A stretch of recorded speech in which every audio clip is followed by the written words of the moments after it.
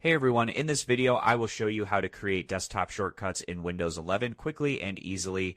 Whether it's for an app, a folder, or a website, I will cover all the methods you need. Let's get started. First, let's create a shortcut for an application. Click on the Start menu. Search for the app you want. Once you find it, right-click it and choose Open File Location. This will open a folder with a shortcut. Now right-click the shortcut, select Show More Options. Then click Send To and choose Desktop. You will now see the shortcut on your desktop. If the app doesn't appear in the Start menu search, you can manually create a shortcut. Right-click on an empty space on the desktop, choose New, then Shortcut in the location box. Click Browse and find the app's .exe file. Select it and click Next. Then name your shortcut. Click Finish. Your shortcut is now ready. Now let's create a shortcut for a folder.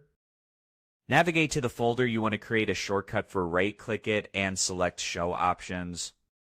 Then click Send To and choose Desktop. If you prefer another method, right-click the folder, select Create Shortcut, then move the shortcut to the desktop. Open your browser and go to the website you want to create a shortcut for. Click the address bar to highlight the URL, then drag and drop it onto your desktop. This method works for most browsers like Chrome, Edge, and Firefox. Alternatively, right-click on your desktop, choose New, then Shortcut. In the location box, type the URL.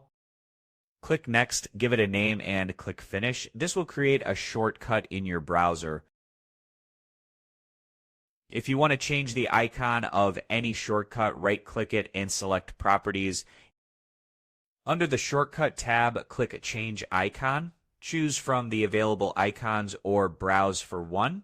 Then click OK and Apply to delete a shortcut. Simply right-click it and choose Delete. This won't delete the actual app, folder, or website. It only removes the shortcut. And that's it. Now you know how to create desktop shortcuts for apps, folders, and websites. If this video helped, give it a thumbs up and subscribe for more tutorials. Let me know in the comments if you have questions. Thanks for watching. See you in the next video.